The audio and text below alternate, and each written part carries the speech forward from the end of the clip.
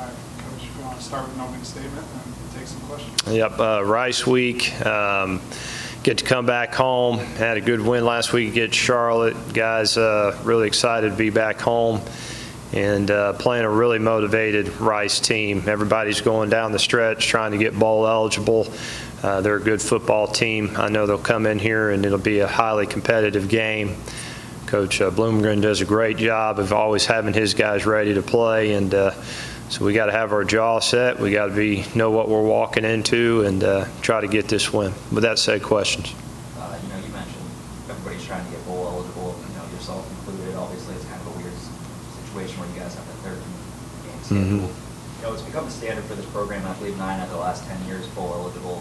Heading into this year, how big is that for the program, trying to reach that? Well, that's huge. I mean, that's one of our goals every year. You want to be a team that competes for championships, and then also after that, you want to be a team that competes in bowl games. And so it's a big goal for us, and we got a great opportunity this week to do that. And it's not going to be easy by any means. And they're the same way. They're a good football team that. They're just like us, or they're fighting, scratching, and clawing to try to, be a bowl-eligible football team. So it should be a very competitive game, but it's definitely a standard here that we want to meet every single year. Looking at Rice, I believe it was last week, you talked about their style of play and, being able to get up on them early. You guys were able to do that against Charlotte, had a 14-0 lead, 3 minutes and 5 seconds in. How critical is that for going up against the team with the style that Rice plays? Yeah, I think on any team you play, that's critical. I think it gives you momentum. I think it allows you to take a deep breath, and you don't relax. It just the pressure's not on you as much.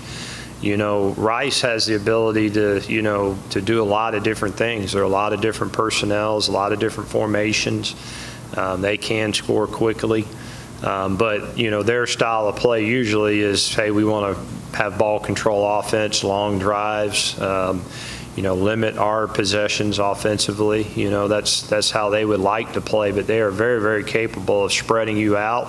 I think the quarterback is a good quality player. They got some really good skill players. We'll see if McCaffrey can play or not. He's a really good player. And then forget the young man's name, but number 2, their receiver is a really, really good player as well. Got some really good running backs. I think their line's physical. Defense makes it really, really hard on you. It's tough in the run game, and they're going to walk down on top of you and play man coverage and say it's either you or us, as far as throwing the football. So definitely a challenging game for us. But, to answer your question, you got to kind of get in the flow of the game, kind of see where it's going. But if we can start fast, try to get up early, that certainly would help things for sure. Looking at those USA stats, they're kind of middle of the pack in most categories. The 2 that stood out, I think they were second in total defense, second in pass defense. Is there anything specific defensively that they do that allows for that, or is that more of a product of that style of wanting to control the ball? Yeah, I think they do a really good job defensively. They make it hard on you in the run game. They're big, physical, interior. So there's not a lot of room in there to run the football. They're going to load the box and play man coverage, so they get an extra hat in the box to limit the run game. And then, from a passing game standpoint, everything's contested. So when people have beat them, it's because they've been able to make explosive plays down the field throwing the football. But you got to be accurate with it, and they're running right there with you. So that's why you see a little bit of back and forth with them on the win-loss column. But if they're hitting all cylinders, that they're a hard team to deal with for sure. And I think they'll walk in here and it'll be the same blueprint. They'll load the box and say we're going to stop the run and walk up on top of you and say try to beat us throwing the football. And they do a good job of it. So they're one of the best defenses in our conference for a reason.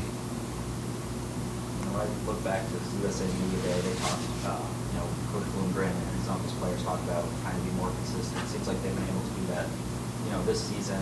But you look back the last 2 years, they've kind of been giant slayers and won games that a lot of people didn't expect them to win. You guys are probably going to be the favorite for this one.